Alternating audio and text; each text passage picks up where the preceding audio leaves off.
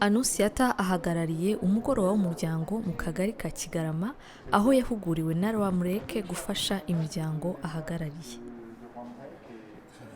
Nitwa Uwimana Anonsiyata, ntuye mu murenge wa Ruhuha, akagari ka Bihari, umudugudu wa Rugarama. Akarere ni Bugesera, nkaba nkuriye inshuti z'umuryango mu mudugudu wa Rugarama mu kagari ka Bihari mu murenge wa Ruhuha. Narahuguwe mpugurwa na Rwamureke ku bijyanye n'ihohoterwa rikorerwa abana, rikorerwa umuryango muri rusange.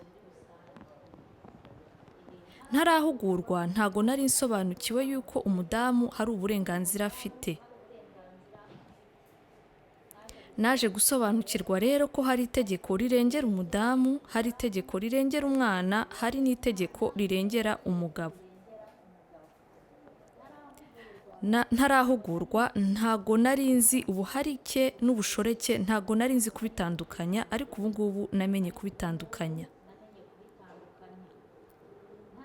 Ntarahugurwa ntago nari nzi yuko umwana wavutse ku babyeyi batasezeranye afite uburenganzira bwo kwandikwa mu bitabo by'irangamimerere. Ariko aho maze guhugurirwa narasobanukiwe yuko umwana akwiriye kwandikwa kuri papa wiwe no kuri mama wiwe, ko ubwo burenganzira abufite. Baraza kwa Etat civile bakabisaba, umugabo cyane cyane byakundaga kutugorera nk'uko umwana watewe inda ari iwabo. Wasangaga inshuro nyinshi umwana yandikwa kuri nyina gusa, papa we akigumiraho nk'aho ari ntibindeba. Ariko aho mariye guhugurirwa nasobanukiwe yuko papa we agomba kuza akabiganiraho n'uwo babyaranye. Akamwemerera yuko bajya kwa Etat civile, noneho Etat civile bakamusobanurira yuko uwo mwana uwo mugabo amwemera.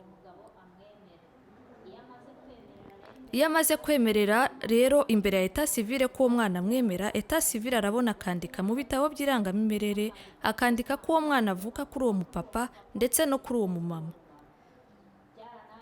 Byaranejeje cyane kuko hari abana benshi babazwaga nuko bahishwe ba papa wabo, ugasanga mama waramuhishe, noneho umwana agakura nk'utagira se kandi yaravutse afite papa wiwe. Iri somo rero ryaranejeje cyane. Ikindi kintu cyanejeje, nari nzi yuko umubyeyi w'umugabo ari we shefu w'urugo, ari nawe nyiri imitungo, imitungo agomba kuyandika cyangwa se kuyibarura kuwo ashaka.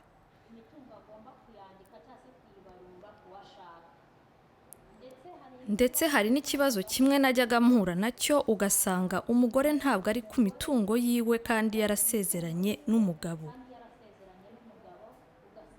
Ugasanga umugabo imitungo yiwe yanditseho mama wiwe, ugasanga umugore nta burenganzira afite ku mitungo. Ariko aho mariye guhugurirwa nasobanukiwe yuko imitungo ari y'abantu babiri, nibo bene imitungo, umugabo n'umugore. Iyo umugore yavuye iwabo, umugabo nawe akava iwabo, baba baje gushaka imitungo. Iyo mitungo rero ni iyabo, nta wundi uba wemerewe kwivanga mu mitungo yabo.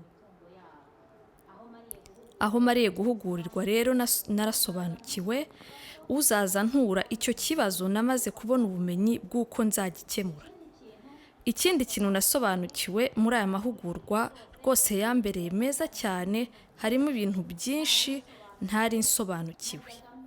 Najyaga mbikemura ntabizi, ariko noneho mbonye ubumenyi burenzeho, nzajya mbikemura nta n'umutima unkomanga, nzi ko mbikemuye mu buryo bwemewe n'amategeko. Ikindi kintu ntari nsobanukiwe, ntabwo nari nzi yuko umugore afite uburenganzira, ntabwo nari nsobanukiwe yuko umugore akorerwa ihohoterwa mu buriri. Nari nzi ko ikiba cyakuvanye iwanyu, ubwo nyine niba umugabo avuze ngo hindukira, ubwo ni hindukira nyine. Ntago nari nzi yuko umugore afite uburenganzira bwo kuvuga ngo iki gikorwa nonaha ntikiri bukorwe, agatanga impamvu, kuko nanone ntago yakwitwaza agasuzuguro, ahubwo agomba gutanga impamvu icyo gikorwa ako kanya atagishoboye. wenda yakoze imirimo myinshi yananiwe cyangwa se hari impamvu runaka yamuteye kuba icyo gikorwa kitakorwa. Ubwo rero ntarahugurwa nari nzi yuko nyine icyamvanye iwacu isaha iyo ari yo yose, umunota uwo ari wo wose umugabo abishakiye bigomba gukorwa. Ariko nasobanukiwe ko ari igikorwa cy'abantu babiri bagomba kuganiraho bigakorwa neza kandi muri gahunda. Rero uzaza ngana, uzaza nsanga yahuye n'iryo hohoterwa, hari n'ikindi kibazo nacyo najyaga mpura nacyo, byari ibibazo bibiri. Umuntu akaza ati ngewe nkorerwa ihohoterwa ryo mu buriri, akaza akambwira ati biba cyane. Undi nawe yigeze ambwira ati biba gakeya, ntabwo nari nzi ko ari ihohoterwa.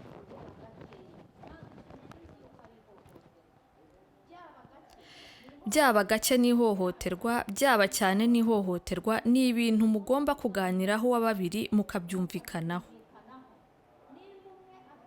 Niba umwe atanze undi kurangiza igikorwa, ntibibe ngombwa yuko mwese igikorwa kiri burangirire rimwe. Umwe afasha undi kugira ngo igikorwa kigere ku ntego, buri wese agisoza anezerewe ku buryo buri bwo ku rugero ruri rumwe. Ntabwo rero nari nzi yuko umugabo ari we niba anezerewe, ubwo umugore we umunezero wabyo bitamureba. Rero aho mariye guhugurwa, aya mahugurwa ni ukuri byo yaranejeje kandi ndasobanukiwe. Najyaga mbikora ntarabihuguriwe, gusa nkabikora kuko numva mbikunze. Ntago njya nishimira umwana uhohoterwa cyangwa umugore uhohoterwa mfite icyo namufashisha. Namufashaga mu buryo mu bumenyi numva mfite nshoboye, ariko nyuma y'aya mahugurwa nsobanukiwe ko hari n'itegeko ribihana. Ihohoterwa iryo ari ryo ryose rigiye rifite itegeko, icyaha icyo ari cyo cyose gifite itegeko rikigenga, itegeko rigihana. Ubu rero n'izi mfashanyigisho baduhaye nzajya nzifashisha bitewe n'ikibazo mpuye nacyo kugira ngo mbashe kugikemura.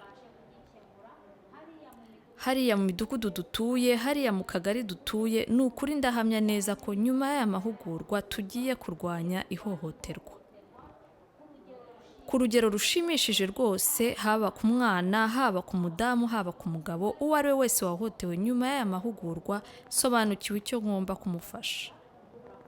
Murakoze cyane, Imana ibahe umugisha.